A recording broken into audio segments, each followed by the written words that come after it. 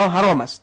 الله جل جلاله در قرآن سوره مائده سوره 5 آیت 32 می فرماید اگر کدام انسان بیگناه را میکشه بدونی که او قتل کرده باشه یا فساد در زمین، چنان است که همه انسان ها را کشته باشه.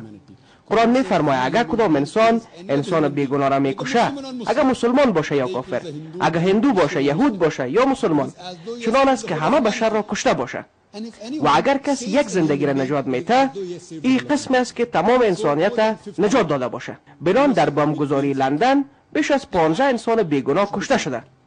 این عمل باید محکوم شود و ما شاهد بودیم که خیلی علما و مؤسسات اسلامی عمل را محکوم کردند و الحمدلله چیزی که آنها گفتند درست بود. اما فکر میکنم که این حرفا ناتکمیل است. من موافق هستم چیزی که در لندن واقع شد غلط بود، خلاف اسلام بود، ما او را محکوم میکنیم. ما چیزی را که در 11 سپتامبر واقع شد در مرکز جهانی بیش از 5000 نفر کشته شد، او را هم محکوم میکنیم. اما توقف نمیکنیم. ما همچنان کشته شدن هزاران نفر را در افغانستان محکوم میکنیم.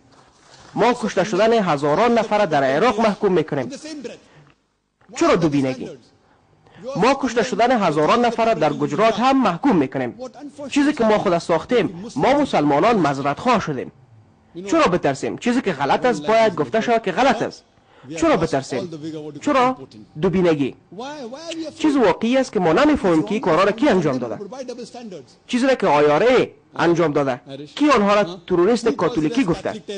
کار را که انجام دادن مردمان کاتولیک بودند، ولی کس آنها را تروریست کاتولیکی نمیگه. اما اگر مسلمان کار را انجام داد، او را تروریست مسلمان مینامند. رسانه ها اشخاص منحرف شده را بیرون میسازند و او را مسلمان واقعی معرفی میکنند. ما میپذیریم که در جوامع اشخاص منحرف شده وجود داره، اما شخصی که بیشتری اشخاص در جهان کشته کی است؟ کی؟ هتلر 6 میلیون یهود کشت. اما آیا میگن که عیسوی ها چنین عمل کردن؟ موسولینی کی بود؟ یک عیسوی. وقت رسانه ها میگه که مدرسه را بسته کنین به خاطر که مدرسه جای است که افراد خشونت یاد میتن تا افراد دیگر را بکشن. هتلر به کدام مدرسه رفته بود؟ موسولینی به کدام مدرسه رفته بود؟ به کدام مدرسه؟ بنابراین ما فهمیدیم که راجع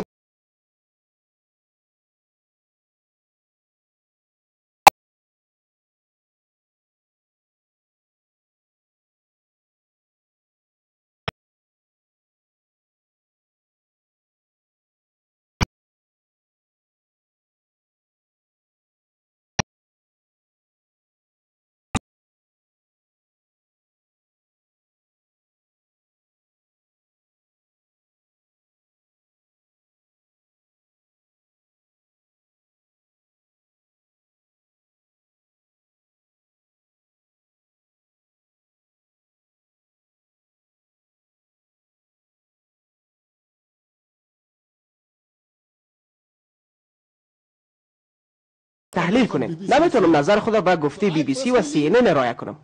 خودم شخصا نه طرفدار اسامه بودم و نه هم علیه او، به خاطر که او را نمیشناختم. اگر راجع به او تحقیق میکردم و از من نظر میخواستن میتونستم چیزی بگویم. بعضی چیزایی را که رسانه ها میگن حقیقت میباشه، ولی بعضی چیزها واقعیت نمیباشه. وقتی به اینترنت مراجعه کنین، کار 11 سپتامبر کار داخلی قلمداد میکنن. بعضی میگن که حتی خود جورج بوش در این قضیه دخیل بوده. با نظر به این طوری گفته نمیتونیم که جورج بوش در این کار دخیل بوده. وقتی راجع به افغانستان اگر ثبوت بخواین، جورج بوش و تونی بلیر میگن که و تونی بلیر پس این بالای پاکستان مندازه. اگر قبول کنیم که کار 11 سپتامبر از اسامه بود، پس کی و کدام دین اجازه را داده که به خاطر یک نفر هزاران نفر بیگناه را بکشین؟ کدام دین؟ کدام دین؟ و ما از تلویزیون ها میبینیم که میگن ما به افغانستان حمله میکنیم و هزاران فرد میکشیم. در سی ان ان و بی بی سی کاملا واضح است. اگر از ما بپرسین که کی در جهان تروریست درجه یک است، من میگم جورج بوش.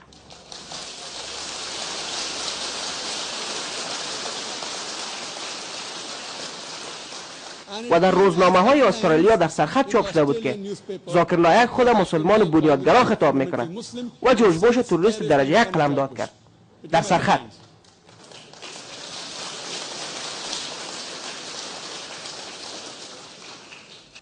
در زمان حضرت محمد صلی الله علیه وسلم دو دشمن اسلام به نام عمر بودند.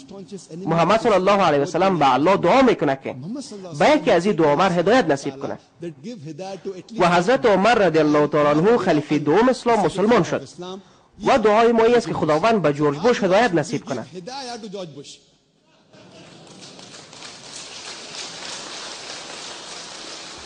مشکل ما مسلمان ها است وقتی لب باز میکنیم نمیفهمیم که چگونه لب خود باز کنیم. اگر ما بگویم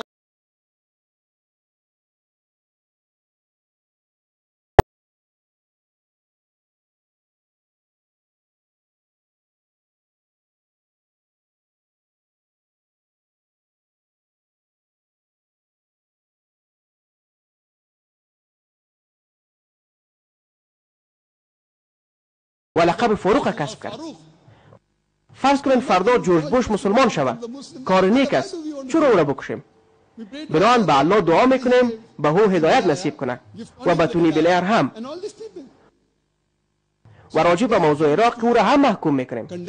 چیزی که در عراق واقع شد، گفتن اسلحه ضربی دارند، هیچ اسلحه ازشان پیدا نشد. اما چی شد؟ ما موافق هستیم که رئیس جمهور قبلی عراق صدام حسین مسلمان درست نبود، موافق هستیم که شخص خوب نبوده. اما امروز یک فرد عراقی را اگر ببینیم به ما میگه که در زمان صدام حسین اوضاع خراب بود، اما حالا خرابتر شده. اوضاع بد بود ولی حالا بدتر شده. دزدی زیادتر شده، مشکلات زیادتر شده، بالای بیشتر خانم‌ها تجاوز صورت میگیره، بی‌امنیتی زیادتر شده. فکر کنیم که آنها به نام تروریسم، صلح و جنگ چیز دیگر نمیکنند، بلکه شکل آشکار تروریسم تشکیل میدن و هیچ کس لب باز نمیکنه. اگر یکی 15 نفر در لندن کشته میشه کار خوب نبود، ما او را محکوم میکنیم. اگر کسی گفت که 2 دقیقه سکوت اختیار کنیم، ما موافق هستیم. به خاطر افغانستان و عراق چقدر سکوت اختیار کنیم؟ اگر 15 نفر در لندن کشته شدند، ما 2 دقیقه سکوت اختیار میکنیم. چیزی که واقع شد غلط بود، ما او را محکوم میکنیم. ولی فکر کنیم که هزاران نفر در افغانستان و عراق کشته شدند. در گجرات بیش از تعداد اشخاصی که در 11 سپتامبر کشته شده بود کشته شدند. 5 یا 10 هزار مسلمان کشته شد. هزاران زن مورد تجاوز قرار گرفت. آیا رسانه های بین المللی راجع به آن چیز گفتن؟ بله، چند تصویر نشان دادن و بس. خسارات مالی که در گجرات به وقوع افتاد از خسارات مالی مرکز جهانی خیلی بیشتر بود. راجع به آن کی چیزی گفت؟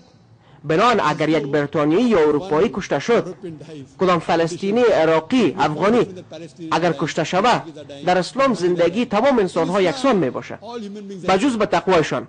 الله جل جلاله در سوره حجرات سوره 49 آیت 13 می فرماید: یا ایها الناس انا خلقناکم من ذکر و انثی وجعلناکم شعوبا وقبائل لتعارفوا ان اکرمکم عند الله اتقاکم ان الله علیم خبیر. ای انسان، ما تو را از یک مرد و زن خلق کردیم و شما را به شعبه ها و فرقه ها تقسیم کردیم تا یک دیگر خود بشناسین، نه یکی از یک دیگر برتری بگیرین. و بهترین شما به نزد خداوند کستان است که با تقواترینتان باشه. و یگانه دلیلی که یک انسان از انسان دیگر برتری میگیره جنسیتش نیست، ثروتش نیست، رنگ جلدش نیست، ملیتش نیست، بلکه تقواش می باشه. خدا ترسی، پرهیزگاری و نیکی او است. عین چیز است. چند نفر اروپایی وقتی کشته میشه در سرخط قرار میگیره. هزاران فلسطینی و افغانی وقتی کشته شدن هیچ کس حرف نمیزنه. چرا دو قضاوتی؟ خلاف چیزی که هستیم دوبینگی است. چیزی که در لندن شد ما او را محکوم میکنیم، چیزی که در نیویورک رخ داد او را هم محکوم میکنیم. اما ما چیزی که در افغانستان اتفاق افتید او را هم محکوم میکنیم. چیزی که در عراق و گجرات اتفاق افتید، وقتی رسانه ها گزارش میگیرن آنها کسای منحرف شده را و او را در سرخط قرار میدن. اول میپرسن که آیا مسلمان هستی یا بریتانیایی؟ جواب غلط نیست ولی با حکمت باشه. اما ما به شکل دیگه جواب میتم. اگر از ما بپرسن که آیا اول هندی است یا مسلمان، اگر کسی کدام وقت دیگه از شما پرسید که آیا اول مسلمان هستین یا اول بریتانیایی، از او بپرسین که آیا شما اول مرد هستین یا بریتانیایی، جواب چی خواهد بود؟ مرد؟ خیر، شما بریتانیایی نیستین، از ملتتان میگردین. جواب به نفع خود دور بتین. چرا آیا شما یک عربی هستین یا مسلمان؟ اول مسلمان هستیم. به این معنا نیست که در بریتانیا اول مسلمان هستید بعدا بریتانیایی. در عربستان هم اول مسلمان هستین بعدا عربی.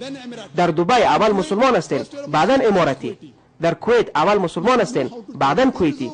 باید جواب را به نفع خود بگردانیم، ولی بدبختانه ما نمیدانیم.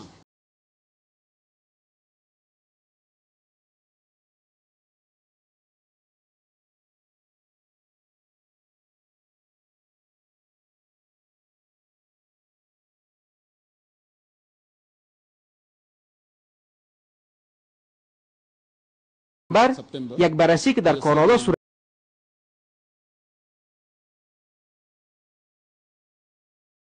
در حدود سن 14 سالگی گفت که کارشان خوب بود و این حرف در سرخط خبرها نشر کردند. و نظر به سوالتان، شاید 99.9 عالم دین در بریتانیا بگه که زنان نباید حجاب خود دور بسازند. اگر یک شخص فتوا بده که حجاب نپوشین، او را در سرخط قرار میتن. این عمل شیطانی رسانه هاست. از هر مسلمانی که بپرسین چرا حجاب نپوشن، و رسانه ها چی میکنن که چند نظر غلط را نشر میکنن که این نظر شریعت اسلامی است که حجاب نپوشین. چرا حجاب نپوشین؟ تا ای که مورد تجاوز قرار بگیرین. اگر همین علتش باشه پس شما را خوش آمدید میگیم. ما نمیخواهیم که زن ما مورد تجاوز قرار بگیره. پس باید بفهمیم که رسانه ها چی میکنن. بله، در تمامی جوامع مردمای منحرف شده وجود داره و ما باید اینو بفهمیم که چگونه جواب بدیم. اما در چنین حالات که چرا حجاب نپوشند، باید زنها حجاب کنند تا احترام شوند، باید سادگیشان حفظ شود و در چنین حالات باید بیشتر هویت خود حفظ کنند و به بهترین نحوه از اسلام پیروی کنند. آرزو میکنم جواب سوال گرفته باشید.